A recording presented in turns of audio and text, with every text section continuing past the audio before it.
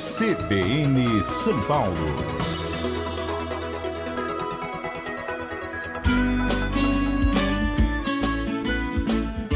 CBN Morar Bem, com Márcio Rachkowski.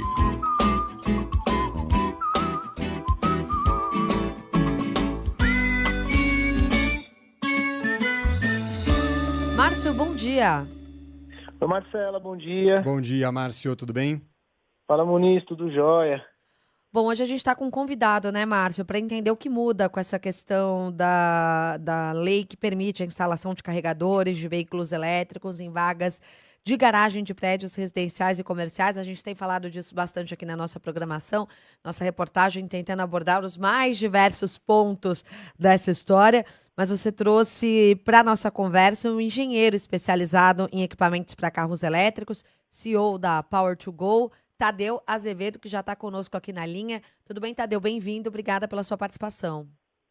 Bom dia, muito obrigado pelo convite. Um prazer estar aqui com vocês e com o Márcio. O Márcio é uma super referência aí do assunto condominial, né? Sem dúvida. O Márcio está aqui com a gente sempre. Ô, Marcela, você sabe que eu conversei com vários síndicos sobre esse assunto. Todos falaram assim, eu vou dar uma ligadinha pro Tadeu, porque o Tadeu vai me ajudar. Então, Tadeu, você é referência para todos os síndicos. Bom, Márcio, você é muito gentil, obrigado.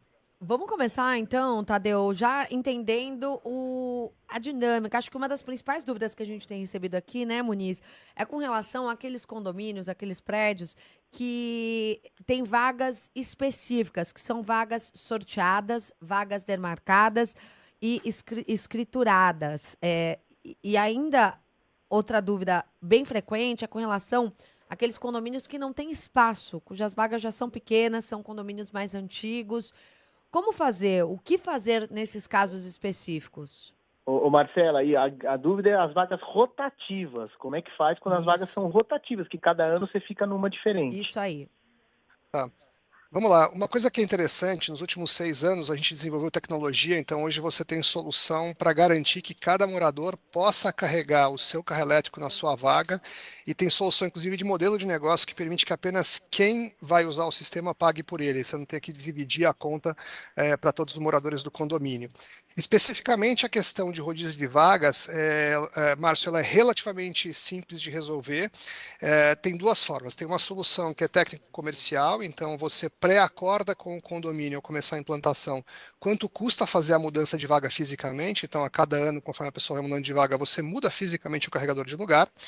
E tem uma segunda solução que os condomínios têm adotado cada vez mais, que é fazer o seguinte, você pega o conjunto de moradores que tem carros elétricos e já tem os carregadores instalados e você sorteia as vagas entre eles. Então o morador muda de vaga e ele basicamente usa o carregador da próxima vaga e o sistema automaticamente coleta as informações, individualiza o consumo dele, manda para a administradora de condomínio e já faz a cobrança individual de cada morador da energia que ele consumiu.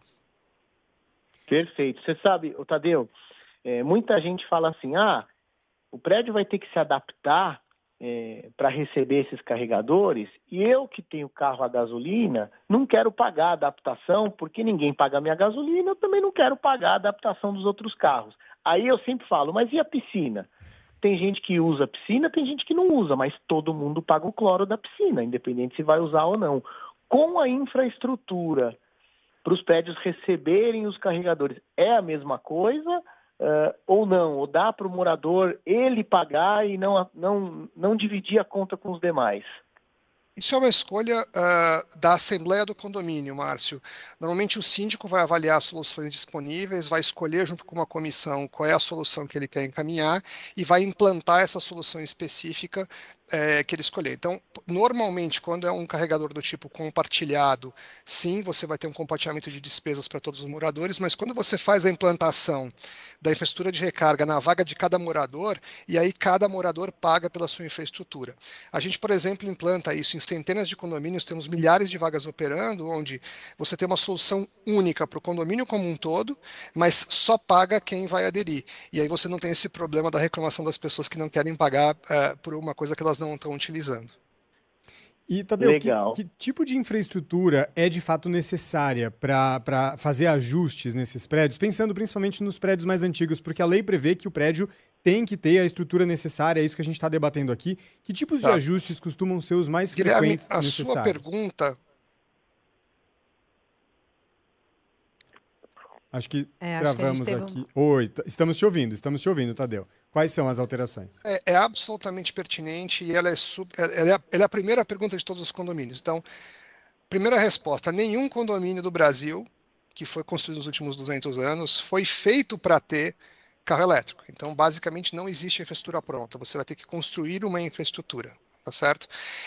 Essa infraestrutura tem que ser feita de acordo com 3 normas importantes da NBR, que é a NBR 5410, a 17019 e a 61851 dígito 1. Além disso, você tem que seguir a norma do Corpo de Bombeiros. Então, o bombeiro tem uma série de normativas que se aplicam à segurança que você tem que cumprir também. E tem mais alguns regramentos do CREA e mais alguns regramentos do próprio Código Civil para você fazer o atendimento e garantir que todo mundo tem acesso.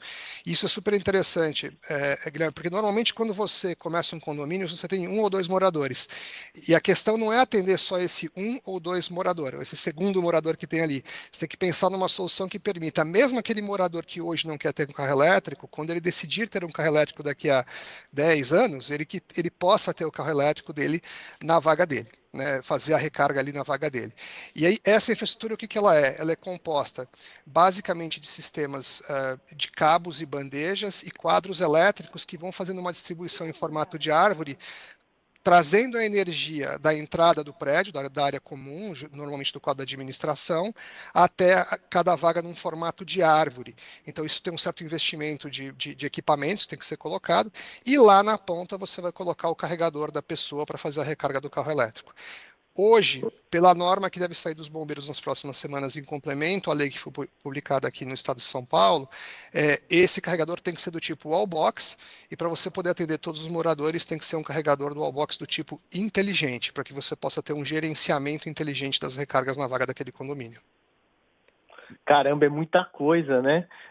Tadeu, pergunta objetiva. É caro isso? Vai ficar caro para o prédio ou não é tão caro?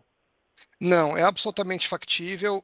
O investimento inicial do prédio, em geral, é muito pequenininho, é um pequeno estudo de viabilidade que tem que ser feito, que responde uma pergunta técnica objetiva de quantos moradores podem ter recarga com a infraestrutura que tem disponível no prédio. Tem uma Em média geral, de valores? Sim.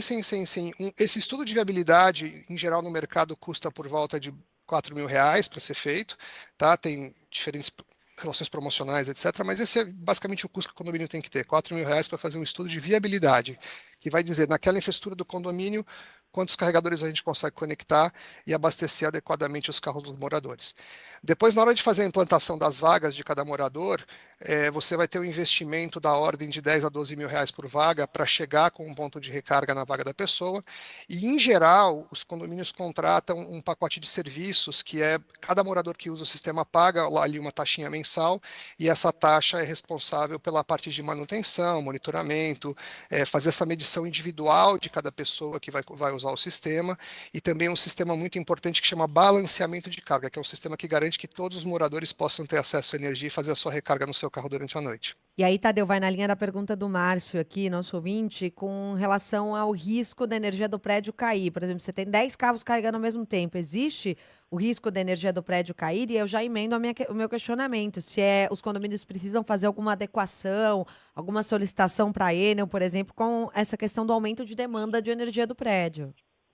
Você sabe, Marcela, essa é a famosa resposta do depende, né? Se a solução for mal feita, sim. Né? Se o condomínio, a gente brinca, outro dia eu encontrei com o Márcio num evento e falei para ele, você conhece o Zé Faísca, né? O Zé Faísca é o cara que ele acha que o eletricista vai lá e faz uma solução. Então, se o condomínio chamou o Zé Faísca, tem um risco sim de desligamento.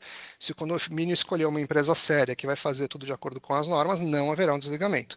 E o segredo para não haver o desligamento é justamente você ter um sistema de gestão inteligente que faz a gestão de cada um dos carregadores, combinado a um bom projeto do sistema de distribuição elétrica que, mesmo que haja uma falha no sistema de gerenciamento, ele vai fazer um desligamento por segurança do sistema, impedindo qualquer risco ao condomínio e aos moradores, né? Isso uma coisa super importante.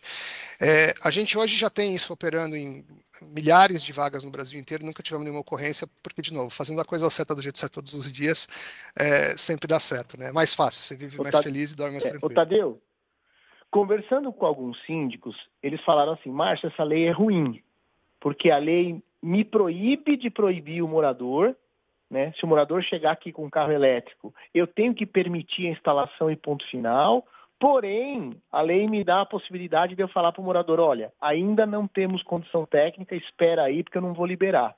Ou seja, botou o síndico na berlinda. Ele tem que falar sim, ele tem que falar não.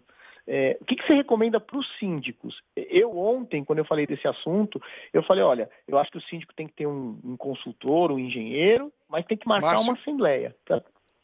Oi, tá a lei, ouvindo? sim, ouvido bem, Márcio. Eu acho que a lei, ela foi muito feliz no seguinte sentido. Até então, a discussão nos condomínios era, pode fazer ou não pode fazer?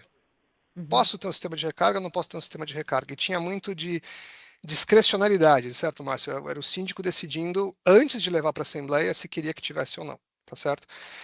Hoje o que a lei diz é, o morador pode fazer, ele pode ter, mas a lei diz, cabe à Assembleia, né, cabe à Convenção à Assembleia, ao síndico, definir como fazer.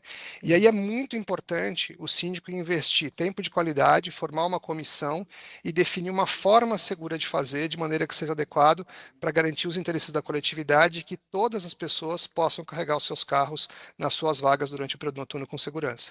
Tadeu, eu agradeço muito, viu? Por favor, completa.